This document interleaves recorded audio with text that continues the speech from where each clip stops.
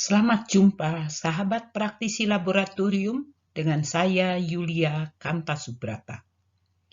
Sebagai penutup dari video seri estimasi ketidakpastian, pada kali ini akan diuraikan mengenai strategi dari laboratorium dalam mengimplementasikan estimasi ketidakpastian pada laboratoriumnya.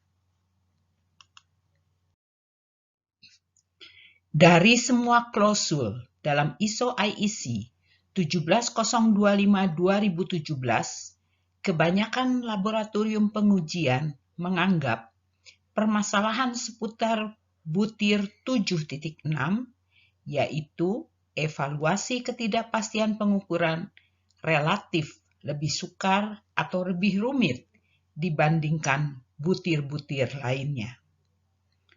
Seperti sudah diketahui, ketidakpastian pengukuran atau pengujian yang dinyatakan dalam laporan hasil uji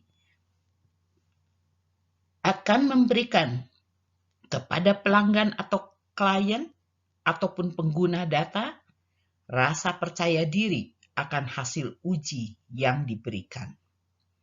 Rasa percaya akan data hasil uji yang diberikan terutama menjadi penting apabila data tersebut akan diperbandingkan dengan batas kualitas yang spesifik dari suatu produk atau dengan persyaratan regulasi. Hal ini dapat menjadi isu ekonomi pada saat produk yang diuji harus ditolak, atau isu kesehatan yang serius pada saat hasil uji darah akan mempengaruhi perlakuan medis terhadap pasien. Dengan mengetahui besar ketidakpastian dari hasil uji, pengguna data dapat memberikan justifikasi untuk misalnya menerima atau menolak kargo, memutuskan bersalah atau tidak bersalahnya seseorang, dan memberikan perawatan terbaik untuk pasien. Melalui 36 video dari seri ketidakpastian yang sudah ditayangkan oleh pojok laboratorium, seyogianya para personil laboratorium sudah dapat memahami bagaimana cara mengestimasi ketidakpastian. Kalaupun masih dirasa kurang, misalnya saja studi kasus di laboratorium masing-masing tidak ada yang sama atau serupa dengan 16 studi kasus yang sudah dibahas dalam video, laboratorium akan dapat mengacu pada dokumen seperti ISOGAM ataupun EURAChem. Yang mungkin masih dipermasalahkan adalah bagaimana strategi mengimplementasikan estimasi ketidakpastian di keseluruhan laboratorium agar semua jenis uji dalam ruang lingkup pengujian yang dikerjakan laboratorium dapat diestimasi ketidakpastiannya secara efisien. Dalam membangun strategi tadi diperlukan dua hal mendasar, yaitu pertama, pengetahuan yang cukup mengenai apa yang ingin laboratorium lakukan. Jadi dalam hal ini, laboratorium harus tahu apa yang diinginkannya. Dan yang kedua adalah kemampuan untuk menyampaikan bahwa rencana laboratorium ini akan sangat bermanfaat kepada semua personil yang akan dilibatkan. Sebelum pekerjaan dapat dimulai, laboratorium hendaknya mengidentifikasi personil kunci yang akan diajak berpartisipasi dalam pengembangan strategi. Input dari manajer laboratorium, para personil penguji, teknisi, dan personil yang terlibat dalam jaminan mutu laboratorium menjadi sangat penting. Input yang diberikan dipakai untuk menghasilkan ide dan saran, mengidentifikasi isu-isu kunci, masalah yang dihadapi, dan kebutuhan laboratorium. Untuk membuat strategi dapat dijalankan, salah satu personil, idealnya personil yang relatif senior, dapat menjadi fasilitator untuk membantu memecahkan isu-isu yang kontroversial dan isu yang saling bertentangan. Isu-isu negatif yang umumnya akan diperoleh laboratorium berkaitan dengan hal berikut ini. Yang pertama, kadang ada isu negatif yang mengatakan, saya tidak punya waktu untuk mengestimasi ketidakpastian pengukuran atau pengujian. Hal ini merupakan pernyataan yang paling umum diperoleh dari personil yang diminta oleh laboratorium untuk terlibat dalam implementasi estimasi ketidakpastian pengukuran atau pengujian. Tampaknya semua personil laboratorium sudah sangat sibuk dengan pekerjaannya masing-masing, sehingga sukar menemukan waktu ekstra untuk melaksanakan pekerjaan tambahan.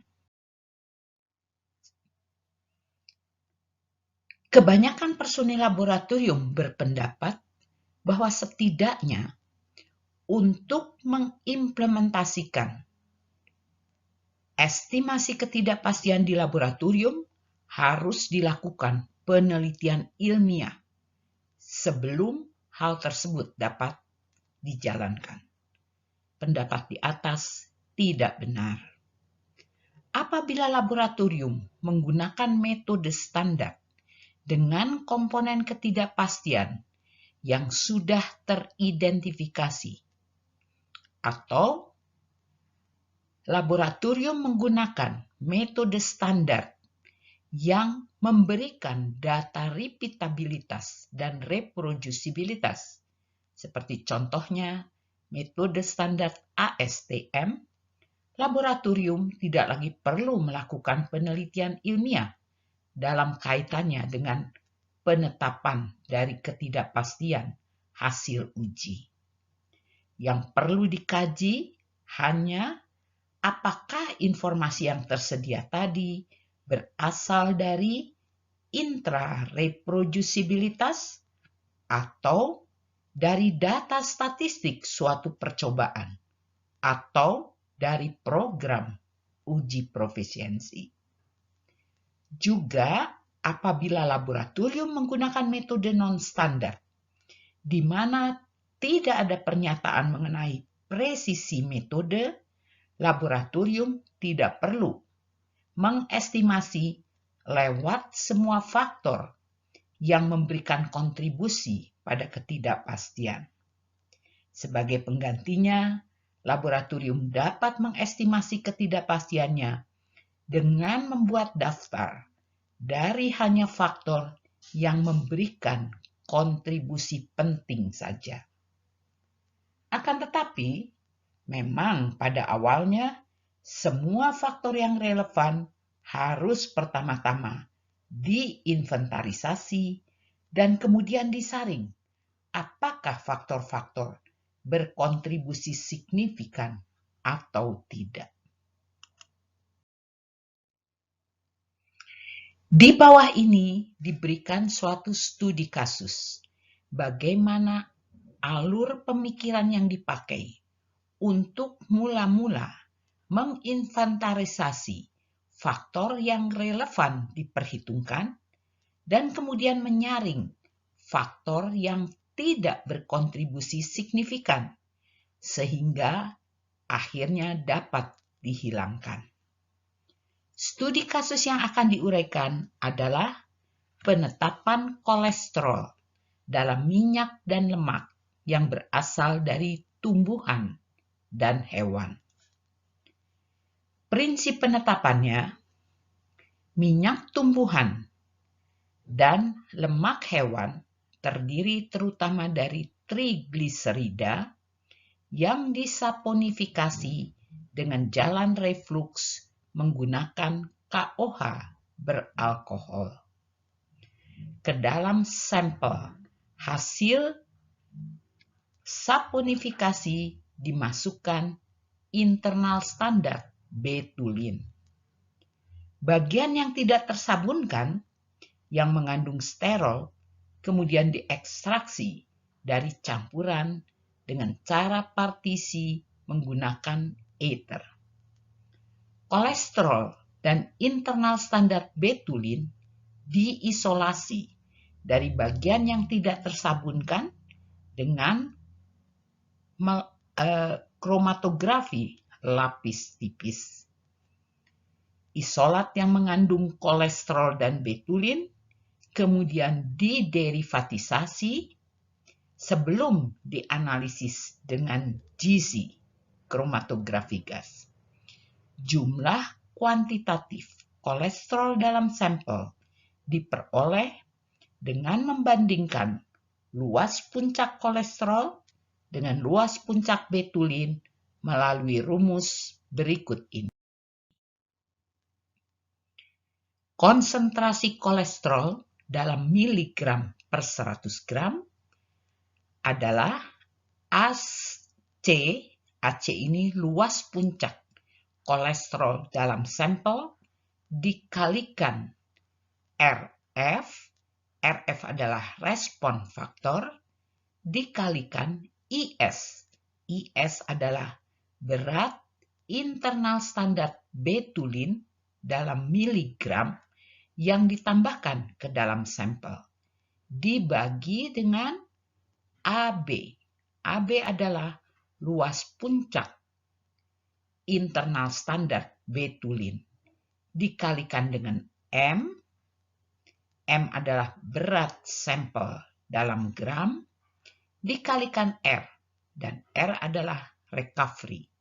Kemudian keseluruhannya ini dikalikan dengan 100 sebagai faktor konversinya. Pada tahap pertama, semua yang ada pada rumus digambarkan sebagai tulang utama dari fishbone. Jadi kita lihat di sini ada tulang punggung ikan, apa yang dicari diletakkan pada bagian kepala ikan, dan keenam notasi yang ada pada rumus digambarkan sebagai tulang-tulang utama. Pada tahap kedua, dicoba diidentifikasi faktor-faktor yang memberikan kontribusi pada ketidakpastian dari keenam parameter utama tadi. Di sebelah kiri dapat dilihat fishbone yang pertama-tama digambarkan. Kemudian kita lihat sebagai tulang utama yang pertama, ketidakpastian dari berat internal standar betulin yang ditambahkan ke dalam sampel itu merupakan kombinasi dari ketidakpastian konsentrasi larutan internal standar dan ketidakpastian dari volume yang ditambahkan ke dalam sampel. Yang dimaksud di sini adalah volume larutan internal standar yang dimasukkan pada sampel. Sama halnya dengan tulang-tulang utama lainnya. Luas puncak kolesterol dengan notasi AC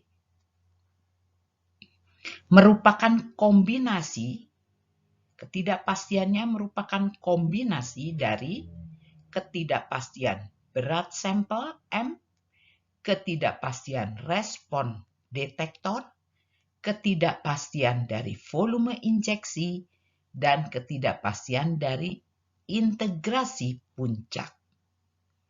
Demikian pula halnya dengan ketidakpastian recovery merupakan kombinasi dari recovery metode sendiri dan recovery sampel.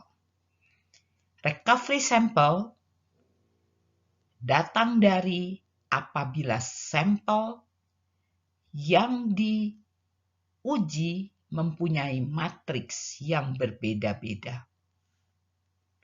Kemudian, ketidakpastian dari luas puncak internal standar, ini kadang disebut AS, kadang disebut AB. AB itu singkatan dari betulin, luas puncak betulin, merupakan kombinasi dari berat internal standar, ketidakpastian dari volume injeksi, ketidakpastian integrasi puncak, dan ketidakpastian respon detektor. Sedangkan ketidakpastian dari berat sampel M disebabkan oleh ketidakpastian yang berasal dari kalibrasi neraca. Mengenai respon faktor GC, RF. Ketidakpastian dari RF ini merupakan kombinasi dari ketidakpastian luas puncak internal standar, ketidakpastian luas puncak kolesterol, dan ketidakpastian dari respon relatif detektor.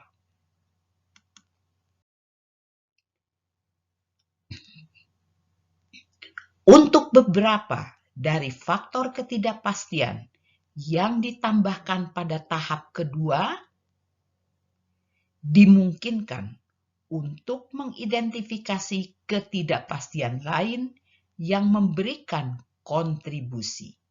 Sebagai contoh, ketidakpastian dari konsentrasi larutan internal standar tentunya dipengaruhi oleh kemurnian internal standarnya sendiri, dalam hal ini kemurnian betulin, berat betulin yang ditimbang, dan volume akhir dari larutan internal standar. Ini volume akhirnya di sini, dan ketidakpastian berat disebabkan oleh ketidakpastian asal kalibrasi neraca yang dipakai menimbang betulin tadi, sedangkan ketidakpastian dari volume akhir larutan internal standar, seperti kita sudah ketahui, terdiri dari ketidakpastian asal kalibrasi dan ketidakpastian asal efek temperatur.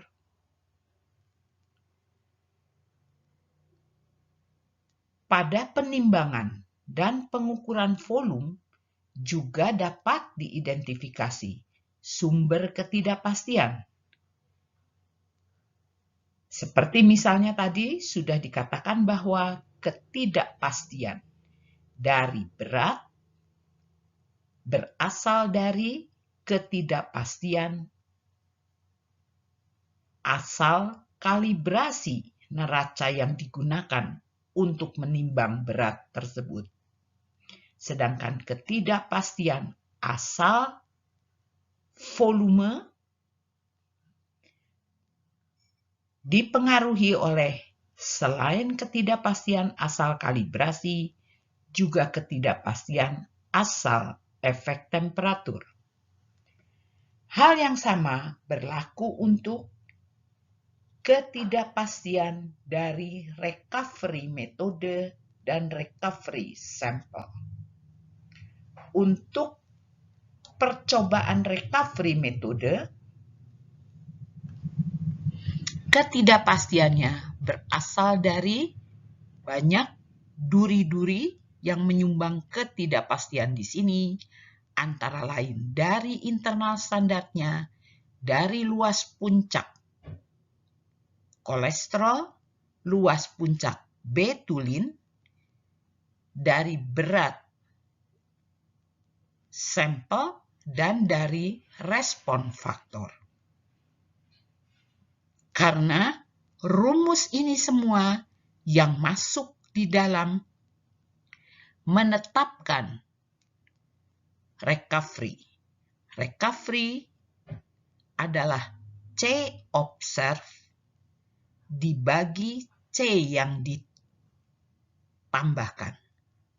C observe sendiri adalah penetapan daripada kolesterol.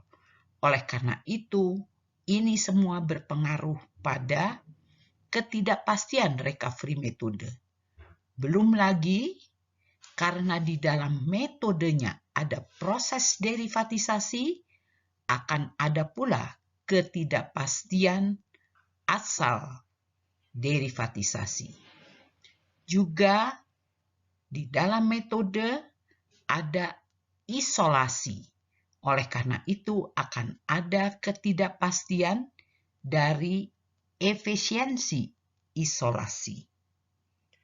Dan di dalam mengisolasi kolesterol dan internal standar dari semua pengganggunya, proses yang dilakukan adalah saponifikasi.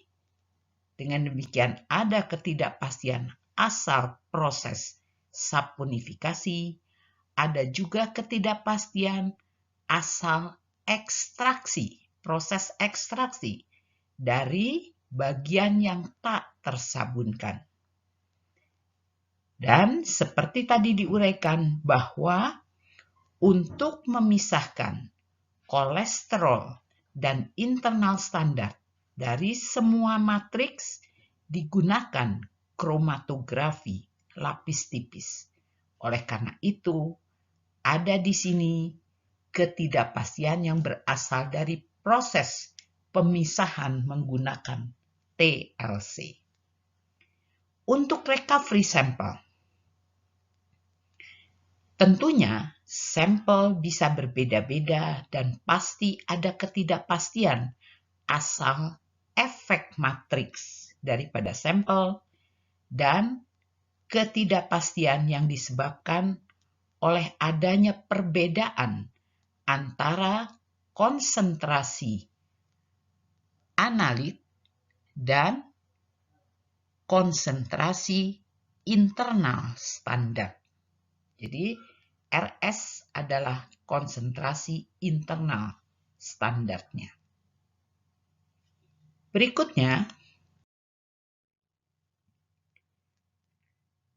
apabila dilihat dari fishbone sebelumnya, dan seperti pernah dibahas pada video-video sebelumnya, di dalam fishbone tadi belum ada tulang utama presisi.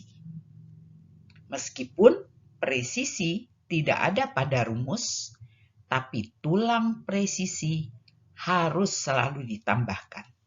Inilah yang digambarkan dengan warna biru, di mana pada tulang presisi ini tercakup baik repeatabilitas penimbangan, repeatabilitas dari luas puncak, baik ruas puncak kolesterol maupun ruas puncak betulin, repeatabilitas dari internal standar, dan repeatabilitas recovery. Jadi pada tahap keempat ini ditambahkan tulang utama presisi. Gambar ini merupakan fishbone yang sudah lengkap. Dan pada tahap berikutnya perlu diperiksa satu persatu. Apakah terjadi duplikasi atau double counting pada semua tulang dan duri di sini? Akan diamati satu persatu mulai dari respon faktor, luas puncak kolesterol, dan luas puncak internal standar betulin, volume injeksi, berat internal standar, dan berat sampel.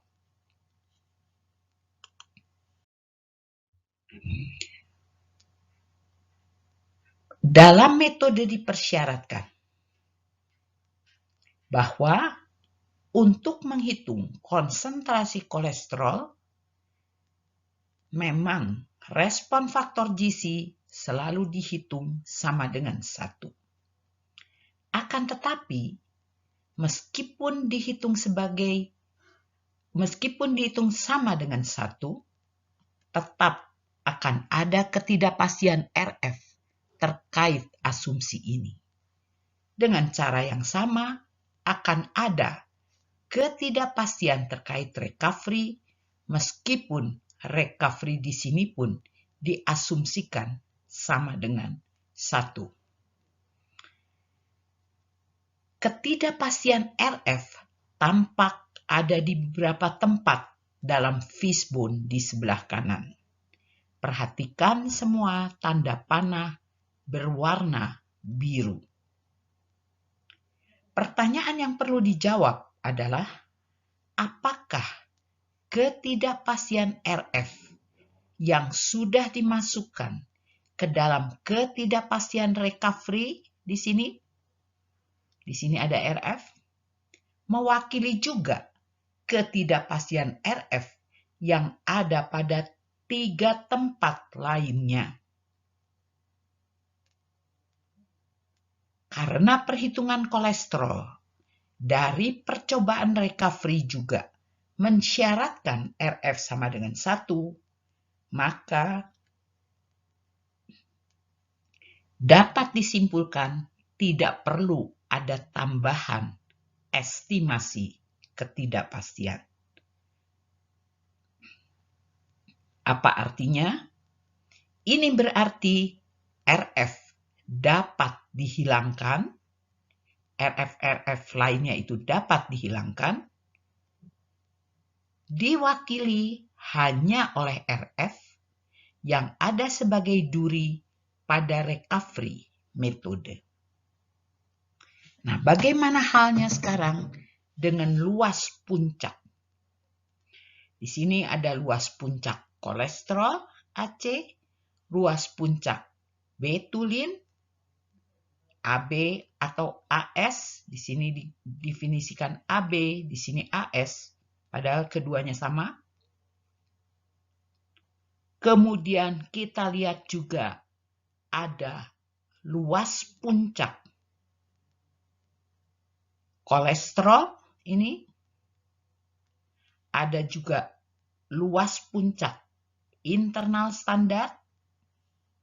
Semua luas-luas puncak yang diberi tanda panah berwarna kuning. Ini berada di berbagai tempat. Ini pun dapat dihilangkan karena double counting dengan yang ada sebagai duri pada recovery metode. Jadi seandainya tulang ini dipertahankan, panah-panah kuning lainnya dapat dihilangkan. Bagaimana halnya dengan volume injeksi? Tanda panah ditandai dengan tanda panah berwarna hijau. Volume injeksi akan berpengaruh baik untuk analit maupun internal standar secara sama. Perbandingan dari luas puncak keduanya akan tetap sama. Tidak tergantung dari berapa volume diinjeksikan. Oleh karena itu, hal ini pun dapat dihilangkan. Tertinggal sekarang kita lihat berat internal standar dan berat sampel sebagai duri pada AS dan AC. Kita lihat di sini ada berat sampel ditandai dengan tanda panah berwarna kuning. Di sini pun ada berat internal standar. Padahal ada satu tulang berat juga, berat internal standar. Oleh karena itu, berat yang sebagai duri di sini 2 dapat terwakili, berat internal standar diwakili oleh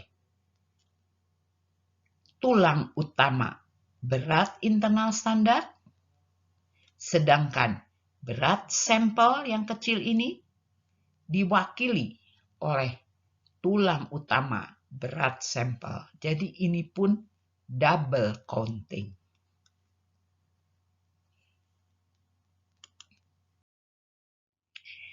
Dengan dihilangkannya fishbone akan tampak seperti gambar di sebelah kanan.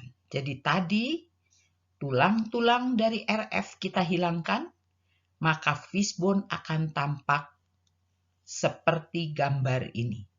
Ada 3 tulang tadi yang hilang. Tulang utama yang hilang. Nah, tapi di sini perlu ditinjau sekarang bagaimana halnya dengan M, semua M di sini yang diberi tanda panah berwarna biru. Penimbangan sampel sebesar 1 gram dan penimbangan betulin sebagai internal standar yang hanya 100 mg tidak dapat dijamin mempunyai kondisi yang tepat sama dengan penimbangan pada saat recovery dilakukan.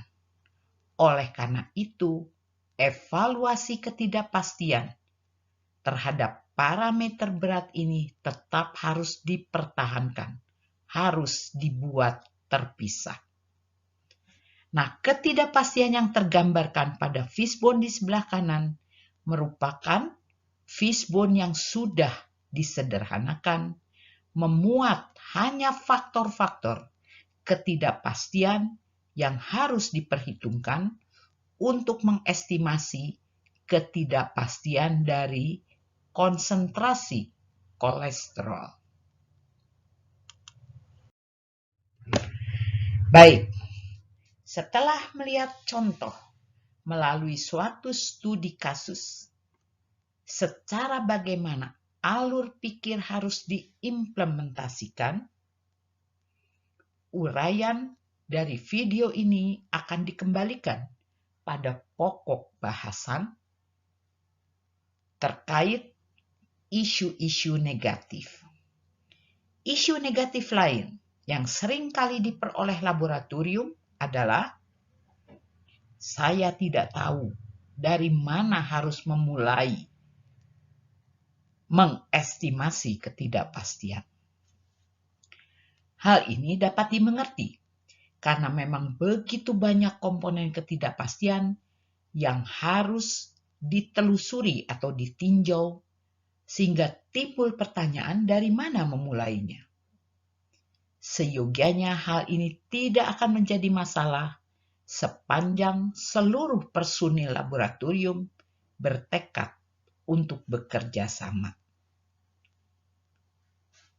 Setelah dapat diperoleh solusi untuk semua perbedaan pandangan yang negatif di antara para personil, dalam rangka bekerja sama tadi, laboratorium dapat segera membentuk gugus tugas yang pada awalnya melaksanakan pekerjaan-pekerjaan dasar seperti mengidentifikasi dan membuat daftar dari pengujian dalam ruang lingkup akreditasi yang pertama-tama akan dikerjakan.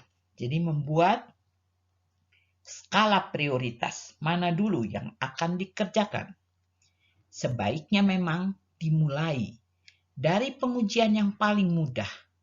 Misalnya, yang pada pengerjaan pengujiannya hanya melibatkan proses penimbangan saja, seperti penetapan moisture atau kadar air, total dissolved solid TDS, dan TSS, total suspended solid. tahapan pengerjaan dalam metodenya hanya menimbang. Ini yang dianggap paling mudah. Kemudian kumpulkan data hasil perhitungan statistik yang sudah tersedia dalam laboratorium dan rekomendasikan perhitungan statistik lanjut yang harus dibuat. Sebagai contoh, misalnya, laboratorium sudah mempunyai data dalam menghitung garis regresi dari suatu kurva dan perlu melanjutkan perhitungan tersebut hingga memperoleh ketidakpastian dari garis regresi. Untuk laboratorium yang sudah terakreditasi, biasanya data-data dimaksud pasti sudah terkompilasi dalam logbook laboratorium atau rekaman data hasil validasi atau verifikasi metode. Seperti misalnya data kalibrasi neraca, oven, furnace, dan peralatan gelas, apakah itu pipet, labu takar, atau buret. Data dari presisi penimbangan dan pemipetan. Data dari ketidakpastian Certified Reference Material yang dimiliki laboratorium, yang bisa dikutip dari sertifikat CRM-nya. Dan data kalibrasi beberapa instrumen yang memang harus dikalibrasi. Instrumen seperti spektro UV phase, AAS, GLC, dan HPLC tidak perlu dikalibrasi. Jadi ini hanya terbatas pada beberapa instrumen yang memang harus dikalibrasi. Apakah itu pH meter, apakah itu viskometer, dan sebagainya. Instrumen yang tadi saya sebutkan, UV phase, AAS, GLC, HPLC, cukup diverifikasi oleh laboratorium pengujian sebelum digunakan. Ini yang sering dinyatakan sebagai uji kesesuaian sistem. Mengapa instrumen-instrumen ini tidak perlu dikalibrasi? Karena di dalam pengerjaannya, apa yang akan kita cari selalu dibandingkan terhadap standar. Oleh karena itu, kalibrasi di sini tidak diperlukan dan cukup dilakukan verifikasi. Setelah data yang diperlukan terkompilasi, buatlah prototip atau kerangka kerja yang memuat isu strategi untuk merealisasikan perhitungan estimasi ketidakpastian dari seluruh pengujian yang masuk dalam ruang lingkup akreditasi.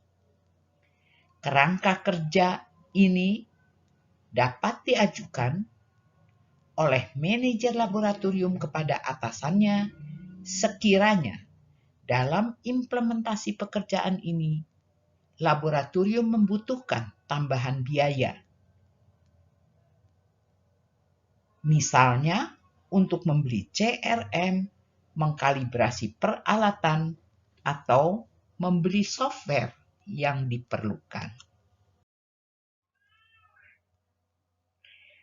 Langkah selanjutnya dari gugus tugas adalah menganalisa situasi laboratorium terkait dengan kemampuan untuk meluncurkan dan mempertahankan program untuk mengimplementasi estimasi ketidakpastian di laboratorium. Untuk melakukan analisis terhadap situasi tersebut, beberapa pertanyaan di bawah ini perlu dijawab. Siapa yang akan diberi tanggung jawab untuk melihat apakah program implementasi dari perhitungan estimasi ketidakpastian secara kontinu terus berlangsung. Siapa pula yang akan ditunjuk sebagai wakilnya? Jadi laboratorium perlu menentukan atau menjawab pertanyaan ini. Kemudian, bagaimana situasi terkini tentang pengetahuan laboratorium mengenai prinsip dari estimasi ketidakpastian pengukuran atau pengujian? Pertanyaan berikutnya, apakah sudah ada pelatihan yang cukup untuk personil laboratorium dalam mengestimasi ketidakpastian pengukuran dan pengujian? Saat ini sebetulnya semua personil laboratorium sudah dapat mempelajarinya secara mandiri lewat YouTube. Pojok Laboratorium telah membuat 36 macam video dengan 16 studi kasus di dalamnya. Pertanyaan berikut yang perlu dijawab, apakah sudah tersedia prosedur tertulis dalam laboratorium yang memuat filosofi dan prinsip dari estimasi ketidakpastian?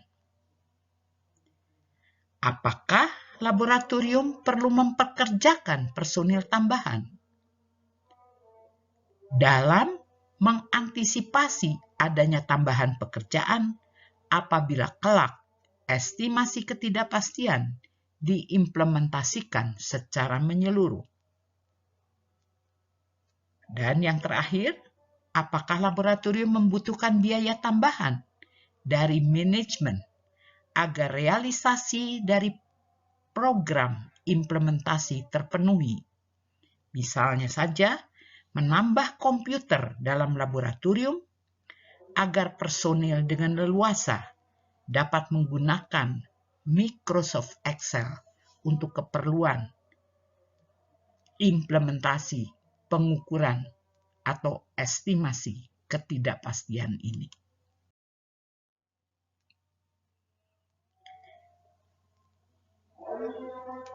Pada titik setelah semuanya dilakukan, tiba saatnya laboratorium harus membuat deskripsi atau keterangan rinci mengenai keinginan laboratorium untuk memposisikan keberadaan dari usaha laboratorium ini.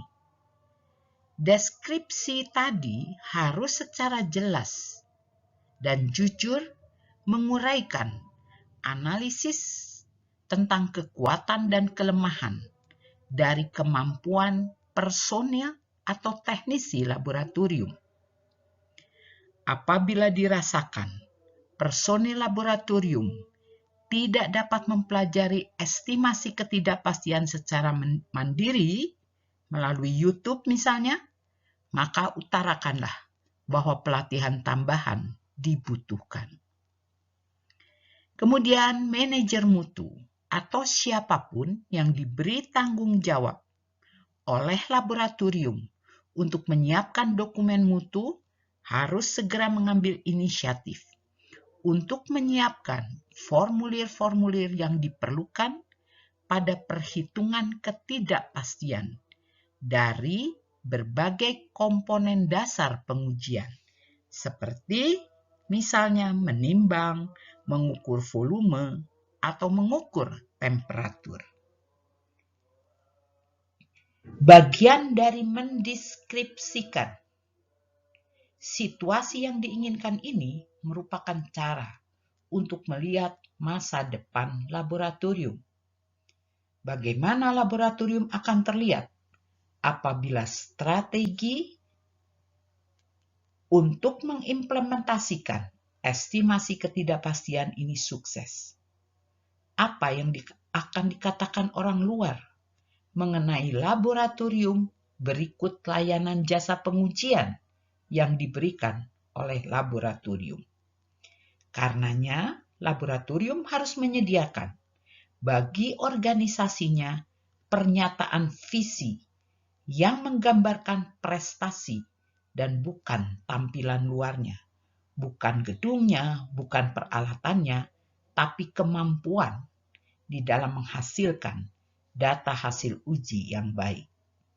Hal ini tidak terkait teknologi yang digunakan laboratorium, melainkan bagaimana laboratorium dikenal dan bernilai baik secara internal maupun dari sudut pandang klien atau pelanggan.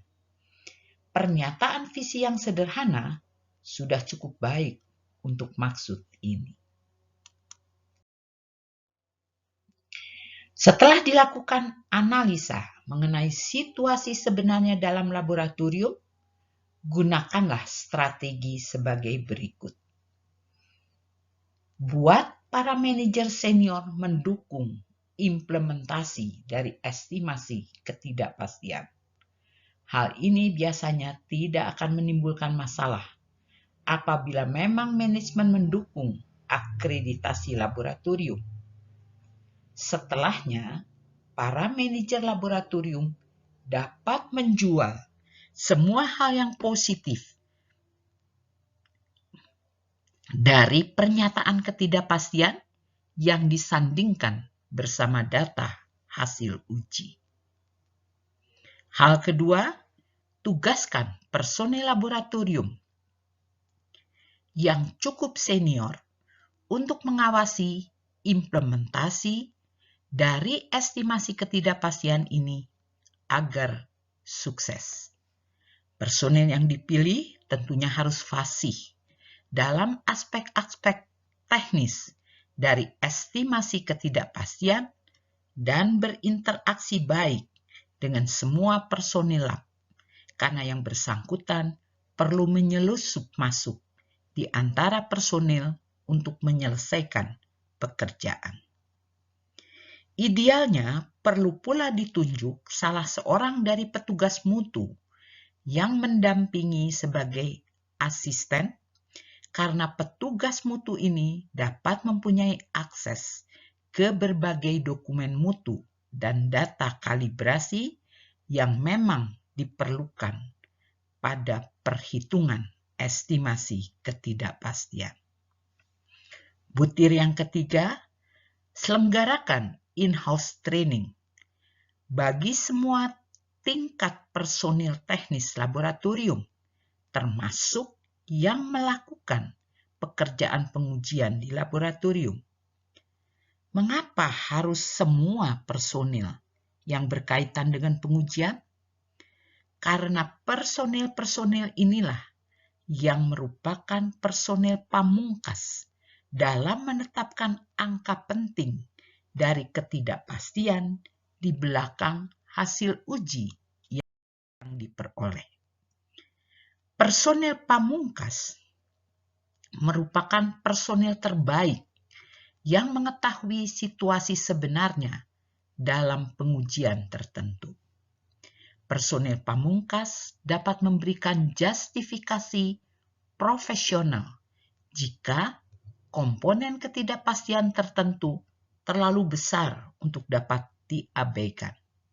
Sebagai contoh, meskipun telah digunakan metode standar dan semua komponen ketidakpastian sudah didefinisikan dengan baik dalam metode, mungkin dapat terjadi ada komponen ketidakpastian dari subsampling yang relatif besar yang perlu ikut diperhitungkan karena kebetulan sampel tertentu yang diterima laboratorium ada dalam keadaan abnormal, tidak sebagaimana biasanya.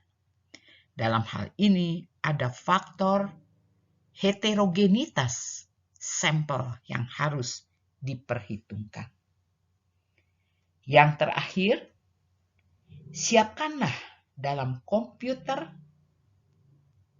seri dari template perhitungan yang akan sering digunakan laboratorium.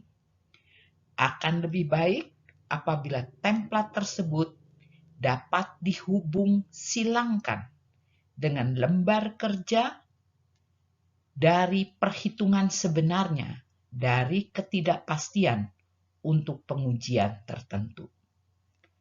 Apabila tidak dapat dihubung silangkan, dapat saja pemindahan dilakukan secara manual. Tahap akhir adalah tahap membuat rencana aksi.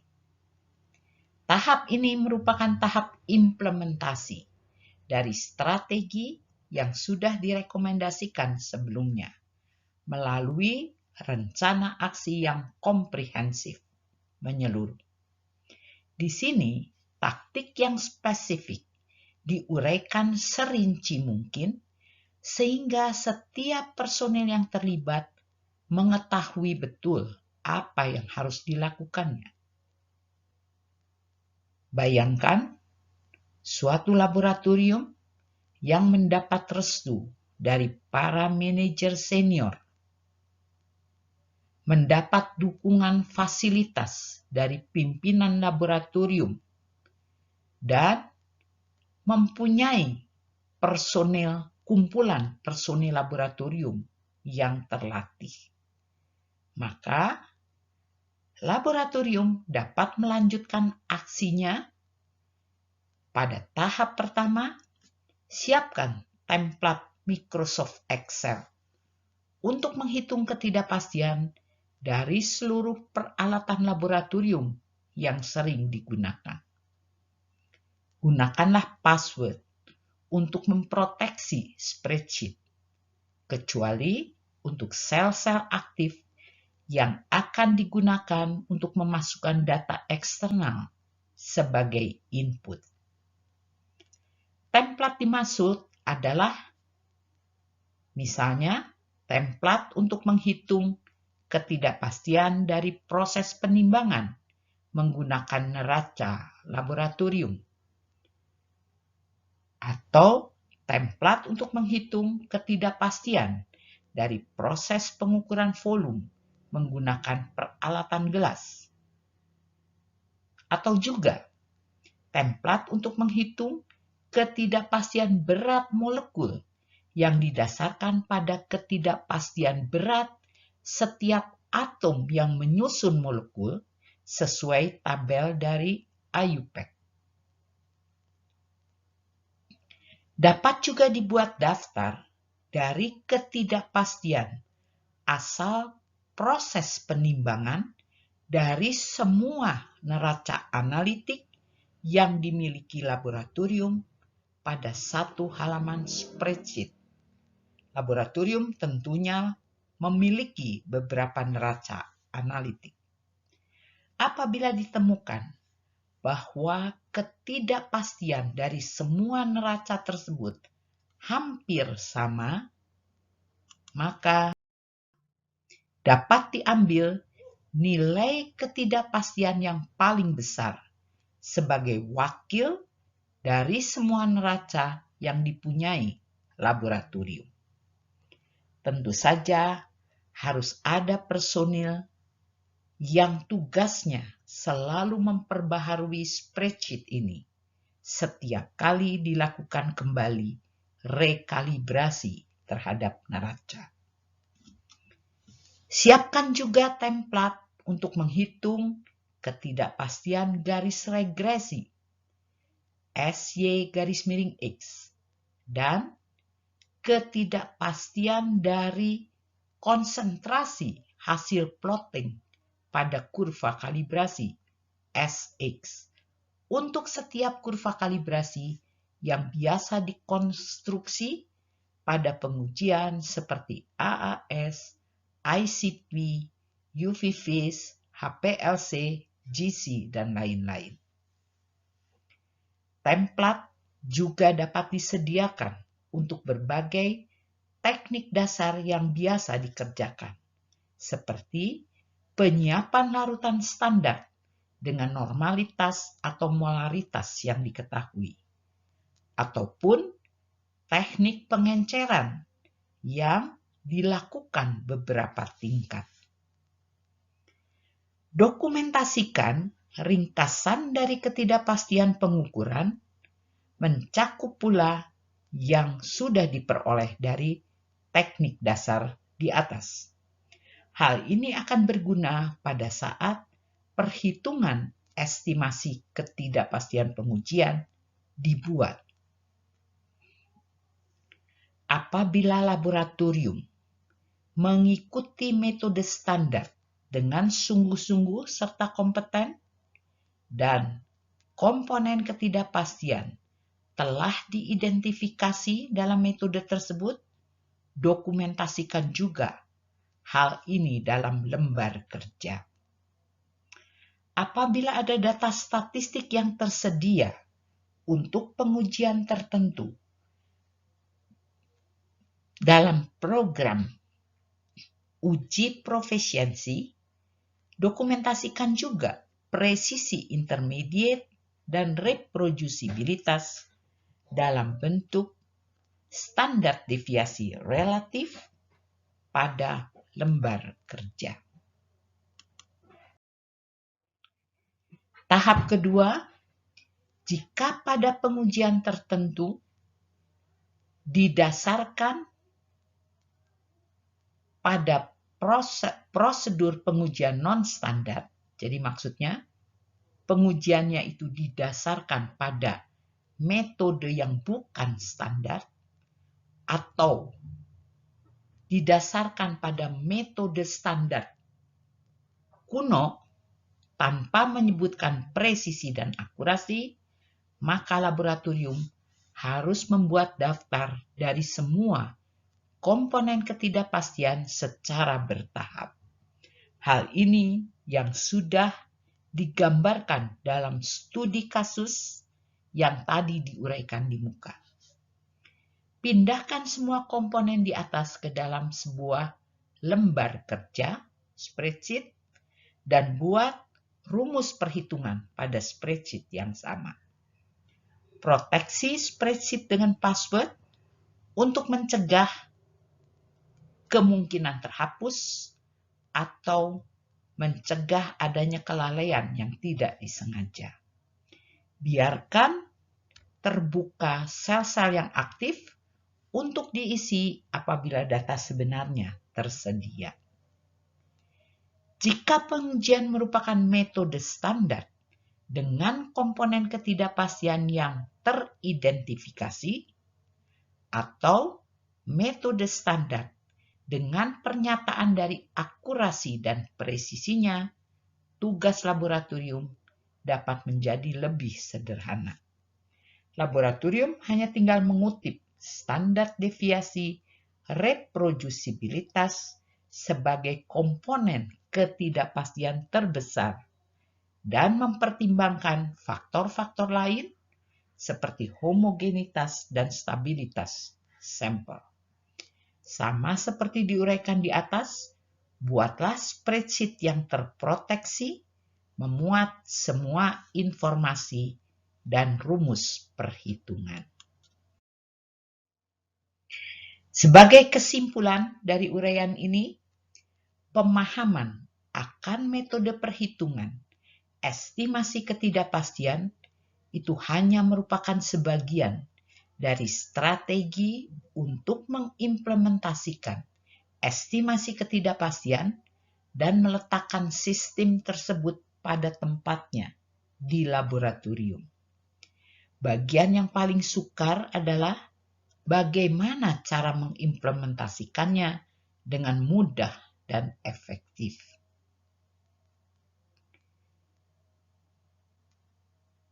Karena dalam suatu metode pengujian yang cukup panjang, pasti terlibat perhitungan statistik yang cukup rumit, maka direkomendasikan spreadsheet yang digunakan harus diproteksi dengan baik agar terhindar dari penghapusan atau perubahan rumus yang tidak sengaja. Pada akhirnya, harus ada personil yang dapat melihat dengan seksama pada hasil ketidakpastian final dan mempertanyakan apakah hasil perhitungan tersebut tampaknya cukup wajar atau tidak.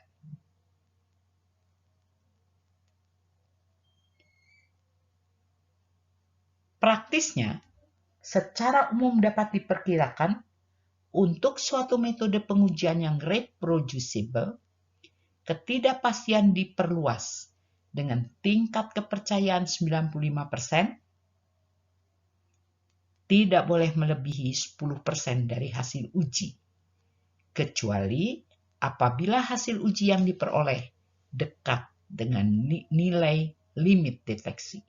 Tentunya angka tadi akan lebih dari 10%. Nah, demikian yang dapat disampaikan pada strategi mengimplementasikan estimasi ketidakpastian dalam laboratorium pengujian.